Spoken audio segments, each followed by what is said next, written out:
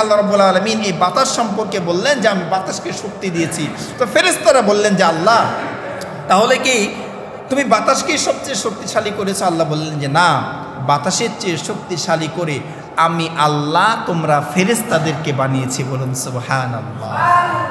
ফেরেশতাদেরকে এত ক্ষমতা আল্লাহ দান করেছেন, এক একটা ফেরেশতার গায়ে এত পরিমাণ শক্তি আল্লাহ দিয়েছেন যে আল্লাহর আরশ কুরসি এই কাঁধের পরে নিয়ে ফেরেশতারা পৃথিবীর সূচনা থেকে আজ অবধি দাঁড়িয়ে আছেন, কিয়ামত পর্যন্ত দাঁড়িয়ে থাকবেন।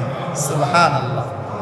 এই আসমান জমিনটা ফেরেশতারা ডিউটি পালন করে এগুলোর নাজ নিয়ামতকে ঠিকভাবে পরিচালিত করছেন। আল্লাহ রাব্বুল আলামিন ইসরাফিল ফেরেশতা যে সিংহা মুখে নিয়ে দাঁড়িয়ে আছেন, এই এত বড় পৃথিবী যে কত বড়, এটার বর্ণনা দিতে গেলে অনেক সময় লাগবে, অনেক। খালি এতটুকু বলি যে এই পৃথিবী কত বড়। আমরা যে এই রাজশাহীতে বসবাস করছি, আচ্ছা অনেকেই এমন আছি না যে পুরো রাজশাহী শহর এখনো ঘুরে দেখি নাই? আছি না? আমি দেখি নাই, অনেক জায়গা আছে যে এখনো দেখি নাই। তাহলে কি এই রাজশাহীটা অনেক বড়?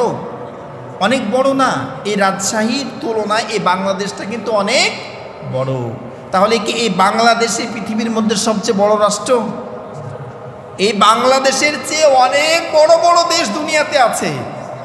ইন্ডিয়া, ভারত মহাদেশ 24-25 গুণ বড়। এর চেয়ে অনেক বড় বড় দেশ পৃথিবীতে আছে এই বাংলাদেশের চেয়ে।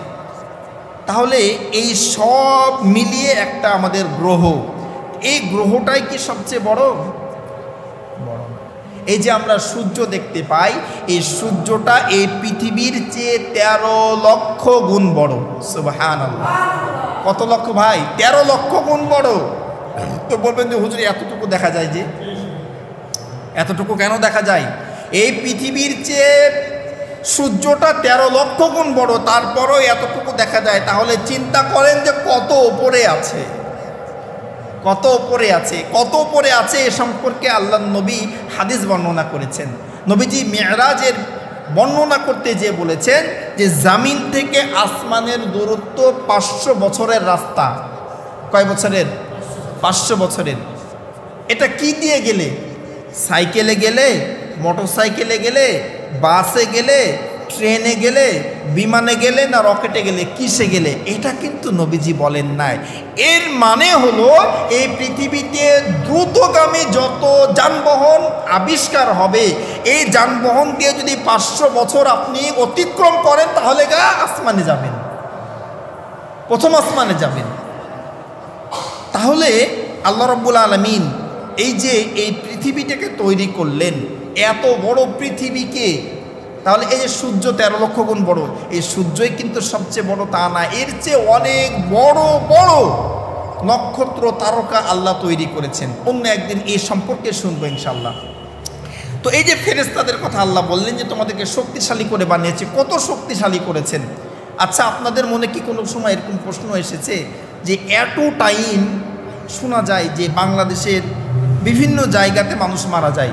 মনে করেন সকাল 10টায় রাজশাহীতে 10 জন মারা গিয়েছে, এই সময়ে ঢাকাতেও 10 জন মারা গিয়েছে, বা 2 জন 3 জন মারা গিয়েছে, এমন হয় না?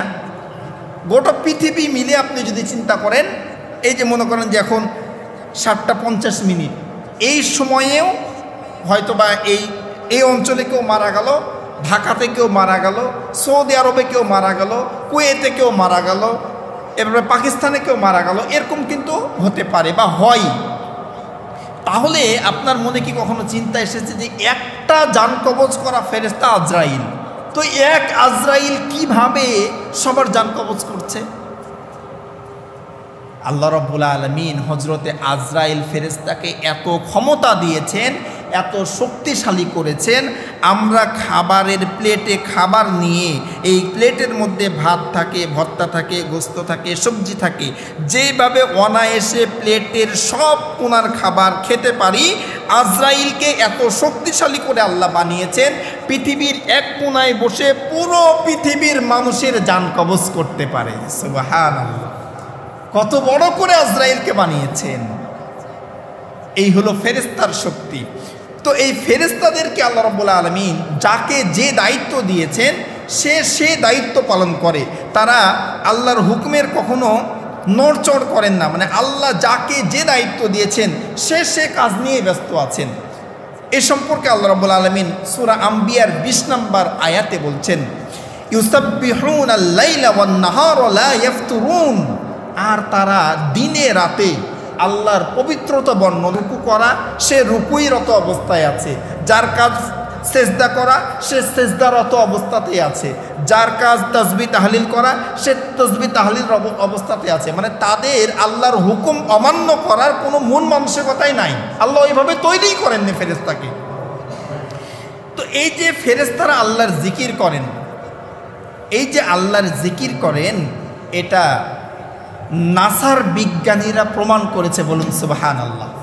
নাসার বিজ্ঞানীরা এই আয়াতকে সত্যায়িত করেছেন, প্রমাণ করেছেন যে আল্লাহর ফেরেশতারা আল্লাহর জিকির করেন। কিভাবে? তারা যখন সৌরজগতে চাঁদে যখন তারা মহাযান পাঠিয়েছিল, শক্তিশালী একটা ভয়েস রেকর্ডার পাঠিয়েছিল, যে রেকর্ডারের মাধ্যমে তারা রেকর্ড করেছে ফেরেশতাদের জিকিরের আওয়াজ, বলুন সুবহানাল্লাহ। এর মাধ্যমে আল্লাহর আরেকটা বাণীর সত্যতা প্রমাণ পেয়েছে। আল্লাহ রাব্বুল আলামিন যে বললেন যে আমার ফেরেশতারা আমার জিকিরে সবসময় তারা ব্যস্ত থাকে, তারা নিয়োজিত থাকে, তাদের কোনো মন মানসিকতা নাই যে আল্লাহ অর্ডার করেছে এটা করবে না, এমন না। তাহলে আল্লাহ রাব্বুল আলামিন বললেন যে আমি ফেরেশতা তোমাদেরকে শক্তিশালী করে বানিয়েছি। ফেরেশতারা বললেন যে আল্লাহ, তাহলে আমাদের চেয়ে শক্তিশালী করে মনে হয় কিছু বানাওনি। আল্লাহ রাব্বুল আলামিন ডাক দিয়ে বলেন, ওরে ফেরেশতারা, না না, তোমাদের ধারণা ঠিক না, আমি আল্লাহ তোমাদের চেয়ে শক্তিশালী করে অনেক কিছু দুনিয়াতে বানিয়েছি। ফেরেশতারা বলে, আল্লাহ কি বানিয়েছো জানতে চাই।